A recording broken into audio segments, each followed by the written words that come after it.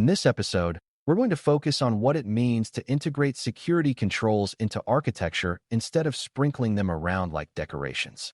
Beginners often learn individual controls authentication, firewalls, logging, encryption, and then assume that adding more controls automatically creates strong security. In reality, controls only provide reliable protection when they are placed intentionally, layered meaningfully, and operated consistently. Architecture is the big-picture design of how systems connect, where trust changes, where data lives, and how actions are allowed. When you integrate controls into architecture, you make security part of the system's normal behavior rather than a set of add-ons people can forget to use. That approach is especially important in real environments, because you rarely get to start from scratch. You inherit legacy systems, messy networks, and business constraints, and you must improve security without breaking everything. The goal here is to understand defense in depth as a design mindset, hardening as a practical discipline, and legacy reality as a constraint that you plan around instead of pretending it doesn't exist. Before we continue, a quick note. This audio course is a companion to our course companion books. The first book is about the exam and provides detailed information on how to pass it best. The second book is a Kindle-only ebook that contains 1,000 flashcards that can be used on your mobile device or Kindle. Check them both out at cyber.author.me in the Bare Metal Study Guide series. Defense in depth is the idea that you use multiple layers of protection so that one failure does not become a total loss. It does not mean stacking random controls. It means arranging controls so they cover different stages of an attack and different kinds of mistakes. For example, an attacker might try to get in, move around, access data, and then persist. A good layered design makes each step harder and more visible. If the attacker steals a password, you still have additional checks for sensitive actions. If they exploit one service, segmentation limits where they can go next. If they try to hide, logging and monitoring reveal suspicious behavior. Defense in depth also protects against accidents, like misconfiguration or human error, because one control can catch what another missed. A beginner-friendly way to picture it is like safety systems on a road. Guardrails, lane markings, speed limits, and airbags each help in different situations. You want multiple systems that reduce harm, not a single perfect barrier that must never fail. To integrate defense in depth into architecture, you start by mapping trust zones and the flows between them. A trust zone is a collection of systems that share a similar level of trust and exposure, such as public-facing services, general internal user devices, sensitive data systems, and administrative systems.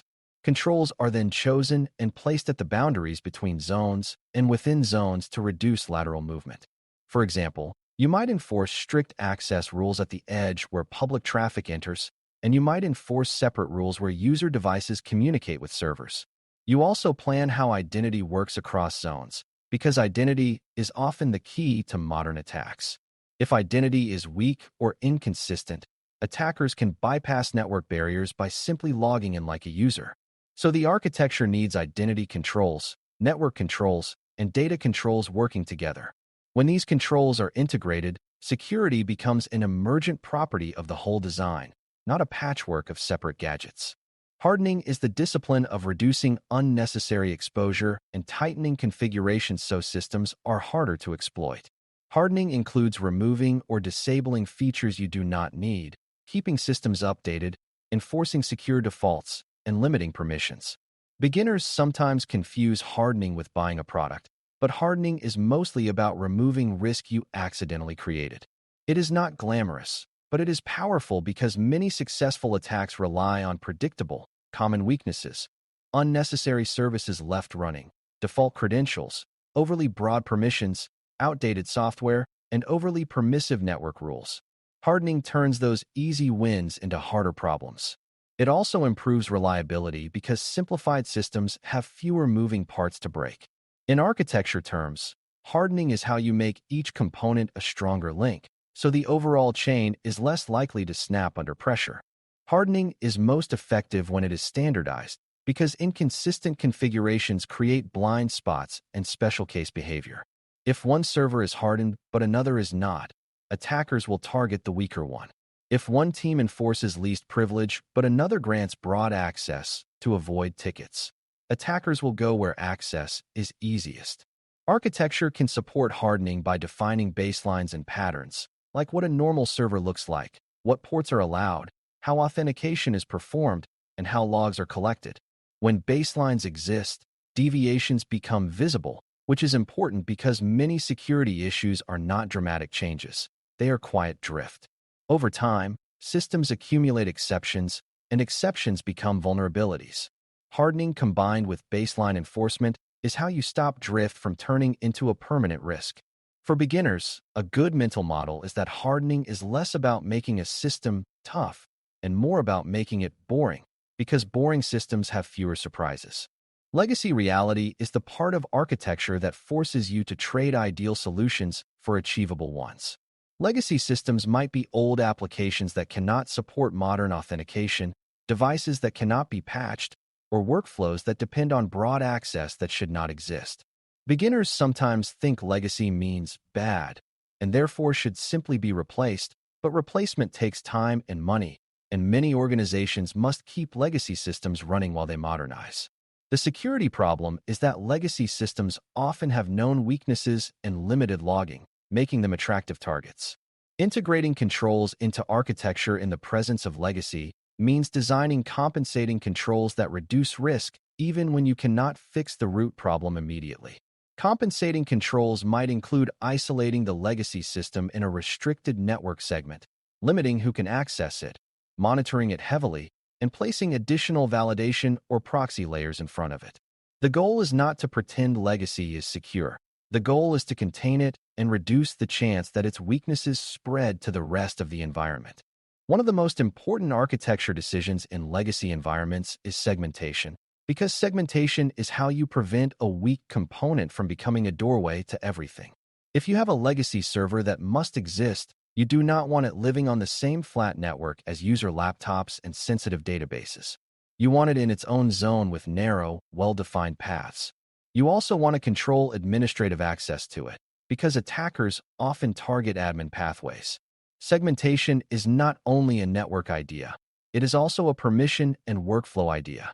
You can segment by limiting what accounts can do, by separating roles, and by requiring stronger verification for privileged actions. In this sense, segmentation is defense in depth applied to movement, and it is one of the most effective ways to deal with legacy reality. Even if you cannot patch a legacy weakness today, you can often reduce exposure and blast radius today. Integrating controls into architecture also requires thinking about where enforcement happens versus where detection happens. Enforcement controls include access restrictions and filtering that stop actions from occurring. Detection controls include logging, monitoring, and alerting that reveal when something suspicious occurs. In an ideal world, you enforce everything you can, but in real environments, some enforcement is risky because it can break legitimate business functions. That is where detection becomes critical, because visibility can buy you time and context. A legacy system that cannot be hardened fully can still be monitored, and monitoring can reveal patterns like unusual access times, unexpected data flows, or repeated failed logins. Architecture should route critical traffic through points where it can be logged, and it should ensure logs are centralized and protected so attackers cannot erase them easily. Detection does not replace enforcement, but it becomes the safety net for what you cannot fully prevent. In defense in-depth terms, detection is the layer that catches what prevention missed. Data protection is another area where architectural integration matters, because data often crosses boundaries and gets copied into places you did not expect. Encryption helps protect data, but encryption alone does not solve access control or misuse. Architecture should define where sensitive data is stored, how it is accessed, and how it is segmented from less sensitive data. It should also define how data is labeled and how those labels influence controls, such as who can export data, who can share it, and what monitoring is applied. In legacy environments, data sprawl is common because older systems may not have strong classification or access features. Compensating controls might include limiting network routes to data stores, restricting administrative accounts, and adding monitoring for unusual data access. The key beginner idea is that data protection must be built into where data lives and how it moves, not just into a checkbox that says encrypted. If you do not control pathways, data will leak through the easiest path, which is often an unintended one. A common misconception is that defense in depth means duplicating the same control at multiple points, like putting 3 identical locks on one door. That can help in limited ways, but it often creates complexity without adding new protection. Better defense in-depth layers controls that address different failure modes. For example, strong authentication reduces the chance of unauthorized access. Least privilege reduces what access can do. Segmentation reduces movement after access. Monitoring increases the chance of detection, and backups improve recovery after damage. Each layer is different, and together they form a system that is resilient under multiple types of pressure. Hardening strengthens each layer by reducing easy weaknesses and enforcing consistency. Legacy reality shapes which layers you can implement directly and which must be compensated for. When these concepts are integrated, you get a coherent design where controls support each other and failures are contained.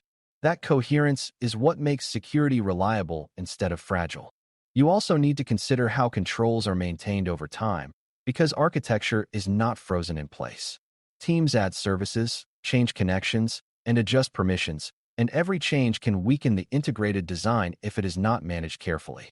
This is why secure architecture includes change control expectations, like requiring review for changes that affect trust boundaries, access rights, or data flows. It also includes periodic reassessment, where you confirm that segmentation still exists, baselines are still applied, and monitoring still covers critical paths. In a legacy environment, changes often happen to keep old systems alive, which can lead to creeping exceptions. Integrated architecture resists that creep by making exceptions visible and by requiring justification and documentation. The goal is not to slow all change. It is to keep change from quietly eroding the protections you built. Security is not a one-time build. It is an ongoing discipline of keeping the system aligned with its design intent. To make this practical for beginners, imagine you are asked to improve security in an environment that has both modern cloud services and a legacy internal application. A purely tool-focused approach might add a new monitoring product and call it done. An architecture-focused approach would instead ask where the trust boundaries are, what the legacy system can and cannot do securely, and what controls can be integrated to reduce risk without breaking operations. You might isolate the legacy application in its own zone, restrict access to only the required users, enforce stronger authentication for administrators, and route traffic through controlled gateways that can be logged. For modern services, you might standardize identity and permissions, enforce least privilege, and integrate logging into a central view. The integrated approach makes both worlds safer and reduces the chance that the weakest component becomes the attacker's highway. It also creates a plan for gradually retiring legacy risk rather than ignoring it. When you bring everything together, integrating controls into secure architecture is about designing layers that address different attack stages, hardening each component so it does not become the easiest target, and treating legacy systems as constraints that require containment and compensating controls. Defense in depth is the blueprint that prevents single points of failure. Hardening is the discipline that removes easy vulnerabilities and makes behavior consistent. Legacy reality is the context that forces you to be practical, prioritizing risk reduction that is achievable today while planning improvements for tomorrow. SecurityX learners should internalize that good architecture is not a perfect diagram. It is a living design that makes risk smaller, movement harder, and detection easier, even when the environment is messy. If you can reason about controls as part of architecture rather than as disconnected tools, you will be able to design systems that stay secure not only when everything is normal, but also when something goes wrong, which is the real test of security. Thanks for listening. For more audio courses, daily newsletters, and more, please visit baremetalcyber.com.